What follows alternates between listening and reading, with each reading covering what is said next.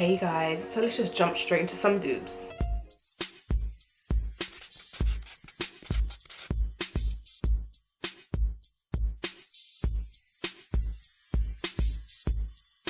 Okay, so first we have Dose of Colors Aftermath, which is $16 versus Maybelline World Chocolate, which is $4.99. I think that these are a dupe, but I think that the Dose of Colors one looks like it's a little bit more opaque. It's a little bit more rich in color, but the Maybelline one still looks cute. And I really like the way that it looks on KE at the top. Yeah, she looks real nice with that one. Then we have Huda Beauty Overachiever High Coverage Concealer versus the Joa Full Cover Concealer. I've never heard of Joa before, so I can't really speak on them. And I've never tried the Huda Beauty concealer either. But that concealer is $30, you know. Yo. So I would at least try the Joa one, but that price, man, that's just ridiculous for a concealer. $30. Then we have Kylie Cosmetics Spider Bite, which is $17 versus the Colourpop Sachet. Now, to me, all three of these pictures look a little bit patchy. So it looks like this particular color is quite difficult to make and make it opaque, but I have to say that it is a beautiful color. I would probably have gone for the Kylie one because it looks a lot more opaque than the Colourpop one, because the Colourpop one looks patchy. But I love the vampy color, it's lovely. Then we have MAC Oh Darling and Maybelline Molten Gold. The MAC Oh Darling is on the finger, so I don't know whether or not it's gonna swatch the exact same way as the Maybelline Molten Gold, but they look similar. It's hard to say. The Oh Darling one is like a classic from MAC. Like, a lot of people used to rant and rave about Oh Darling a long time ago. Then we have Anastasia Caramel, which is $16 versus Morphe Pop, which is $8. I think they kind of are a dupe, but I kind of feel like it's not 100%. Maybe it's because they're on two different skin tones. Like, the model at the top has a little bit more of a warmer skin tone, and the model at the bottom has more of a fair skin tone. So, and that can really affect the way that a swatch looks.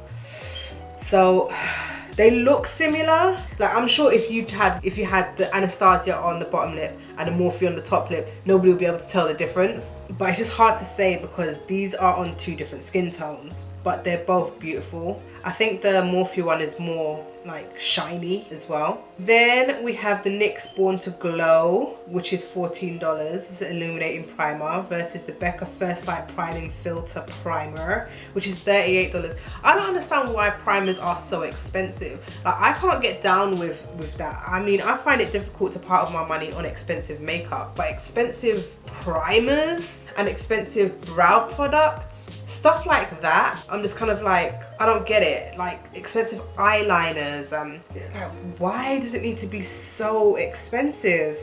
Anyway, I'm not really into illuminating bases. I'm more into matte bases, so I wouldn't even really want to try either of these, to be 100% honest. But if you are one of those people who likes to have a glowy base, you have the NYX, okay? Because it's only, well, it's $14. I still think that that's kind of up there. Then we have MAC Snow Flushed versus Luxie Beauty Goddess, which is $7.50. They're similar, where it's like it's a pink with gold in it, but Luxie always seems to just be blowing it out the blooming water. Like, their stuff just always looks blinding, and I would love to try some of their stuff. Then we have Kylie Cosmetics Bite Me versus the Morphe Bloodshot, which is $10. I like both of them, but I'm feeling the Morphe one. That Bloodshot is like the perfect red, like, oh, rose petal red, beautiful, gorgeous. I actually might check this out if I get an opportunity to.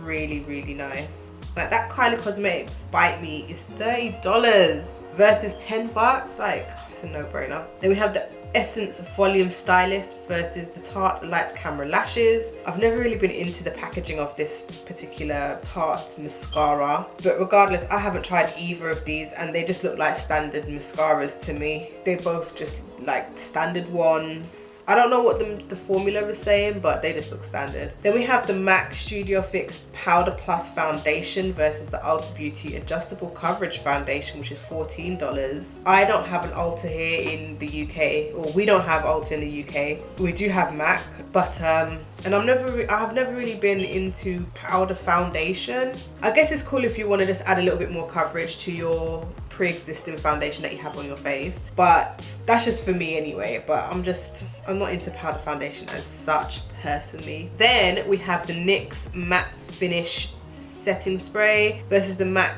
Prep and Prime Fix Plus Matte, which is $26. Where are they going with these prices?